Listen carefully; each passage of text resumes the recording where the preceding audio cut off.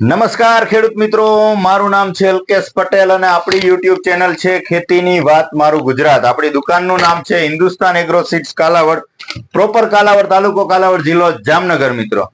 મિત્રો આપણી ચેનલમાં ઘણા બધા મિત્રો સપોર્ટ કરે છે અને આપણો વિડીયો થકી જે છે ખેડૂત મિત્રોને ક્યાંય ને ક્યાંય ઉત્પાદન સારા મળી રહ્યા છે, આવા ફોન આવે છે અને ક્યાંય ને ક્યાંય માહિતી આપણા થકી મેળવે છે અને સારું પરિણામ મળે છે. તો ખૂબ આનંદ થાય છે આપણે આ વાત સાંભળીને કે ખેડૂત મિત્રોને ક્યાંય ને ક્યાંય રિઝલ્ટ સારા મળે છે અને ઉત્પાદન સારા મળે છે. હવે આવી જ કંઈક નવીન વસ્તુની આજે આપણે વાત કરવાની છે કે અત્યારે જે છે શિયાળુ પાકના વાવેતર થયા છે. ચણા છે, ધાણા છે, જીરું છે, લસણ છે, ડુંગળી છે, આ પ્રકારના વાવેતર થયા છે. હવે એમાં ક્યાંક ને ક્યાંક છોડનો ગ્રોથ અટકે છે, વૃદ્ધિ નથી થતી, વિકાસ નથી થતો, કંઈક પોષણની ઉણપ છે. તો એના માટે શું કરવું? ઉપરથી આપણે દવાનો છંટકાવ કરવો છે, તો એની સાથે શું દવા ઉમેરવી, શું ખાતર ઉમેરવું, જેથી કરીને આપણા છોડનો જે છે ગ્રોથ જે છે એ ખૂબ સારો જોવા મળે. તો આવી જ કંઈક નવીન વસ્તુ આપણી સામે લઈને આવ્યા છે. રેવા ફર્ટિલાઇઝરનું જે આવે છે એક્વા સ્પીડ 25-25-25, આ એક તમે ઘણી બધી કંપનીમાં આવતા છે, ગ્રેડ જે આવતા છે 052-34 આવે, 19-19 આવે કે 12-61, આ પ્રકારના ઘણા બધા ગ્રેડ જોયા છે. લિક્વિડ ફોર્મ્યુલેશનની અંદર 25-25-25 આ ત્રણ કન્ટેન્ટ તો આવે છે, નાઇટ્રોજન, ફોસ્ફરસ ને પોટાશ, ત્રણે 25-25% તો આવે છે, પણ સાથે આવે છે મેગ્નેશિયમ આવે છે, ફેરસ આવે છે, ફોલિક એસિડ આવે છે, એમિનો એસિડ આવે છે, ઝિંક આવે છે, બોરોન આવે છે, મોલોબેન્ડિયમ આવે છે અને કોપર આવે છે.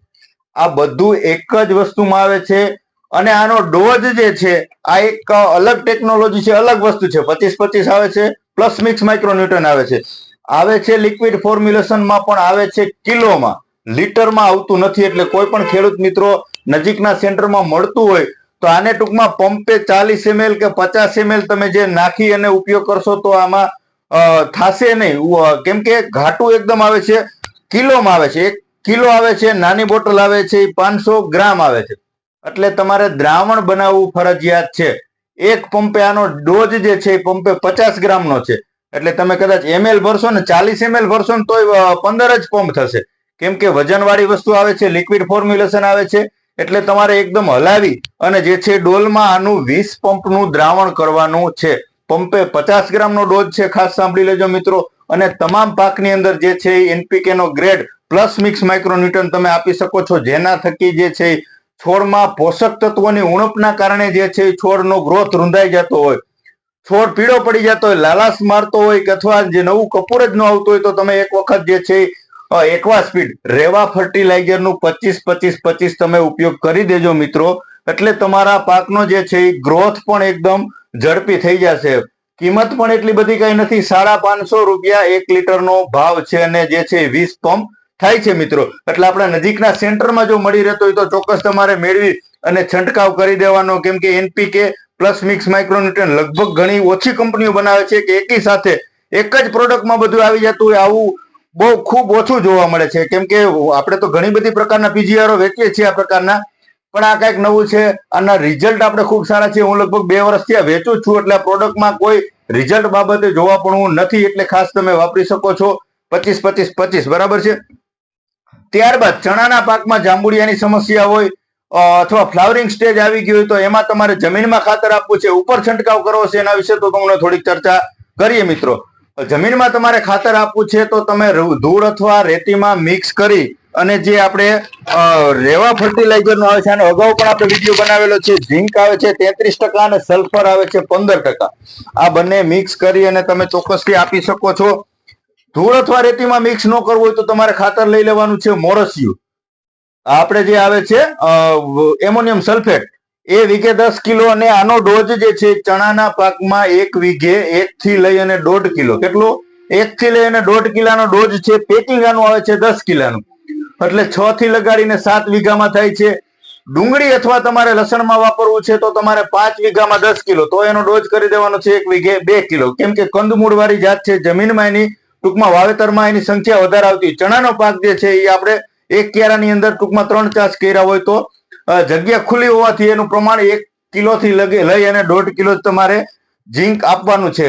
ચણાના પાકમાં, શિયાળુ પાકમાં તમે કોઈ પણ ગણતરી કરો, ચણા છે, ઘઉં છે, ઘઉંના પાકમાં તમે આપશો એટલે તમને 48 કલાકની અંદર એમાં ઘઉંમાં ફરક દેખાડશે.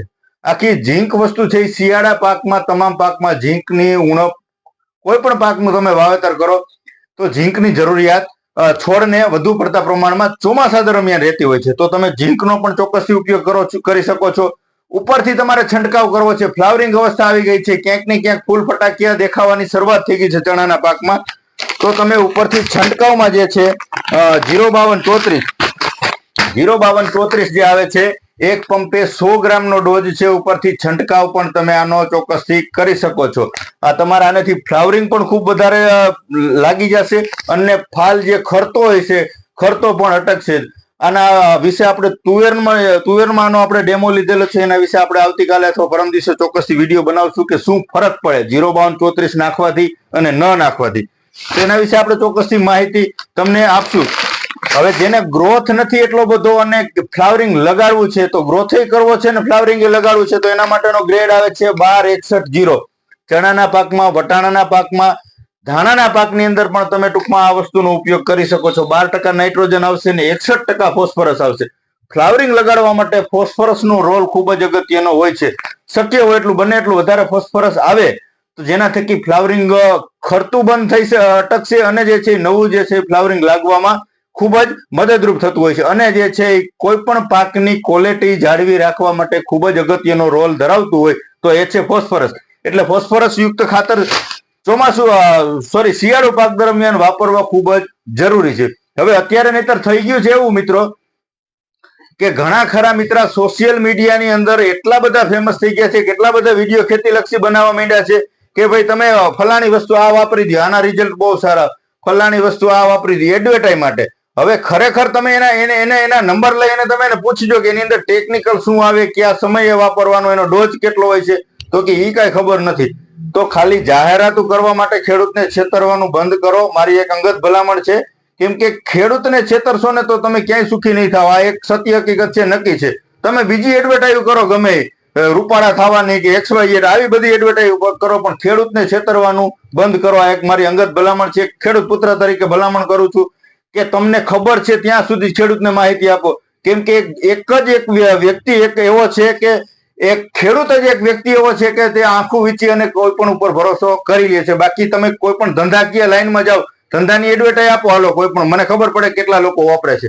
આજે સિટી લેવલે મોટા મોટા બિઝનેસો થાય, કેમ એની એડવર્ટાઈઝ તમે નથી કરતા? કેમ કે એ લોકો કોઈ જાતનું કાંઈ માહિના વગર એની રીતે બધું આયોજન કરતા હોય છે. ને ખેડૂત એવો છે મિત્રો કે તમારા ઉપર આંખું વીંચો કરી અને જે છે આંખ બંધ કરી અને ભરોસો કરી અને તમે કેવી મુજબનો ઉપયોગ કરી લેતો હોય છે. એટલે જેટલી તમને ખબર પડે છે, જેના રિઝલ્ટ તમે લીધા છે, જે વસ્તુ સારી છે, આવી ભલામણ કરજો, આની એડવર્ટાઈઝ કરજો. ખાલી તમે તમારો સ્વાર્થ માટે, તમે પૈસા કમાવા માટે જાહેરાતો કરીને ખેડૂતોને ભરમાવશો નહીં, આવી મારી અંગત ભલામણ છે. વિશેષ કઈ માહિતી માટે જે છે ખેતી લક્ષી અવનવી માહિતીઓ આપણે વિડીયો દ્વારા જે આપણા સુધી પહોંચાડતા રહીએ છીએ. આવતીકાલે જે છે જીરાનો અથવા જે છે તુવેરનો ફિલ્ડ વિઝિટ કરી અને આપણે ચોક્કસથી ખેડૂત સુધી સાચી અને સચોટ માહિતી પહોંચાડશું. આપણી ચેનલ સારી લાગતી હોય, આપણો વિડીયો થકી ક્યાંય ને ક્યાંય આપણે ફાયદો થતો હોય તો તમારા બીજા ગ્રુપમાં શેર કરજો. આપણી ચેનલને સબસ્ક્રાઇબ કરજો અને લાઈક કરજો અને ઓલ ઉપર ક્લિક કરજો, જેથી કરીને અવનવી માહિતી આપણા સુધી પહોંચાડી શકું. રજા આપશો મિત્રો. જય જવાન, જય કિસાન.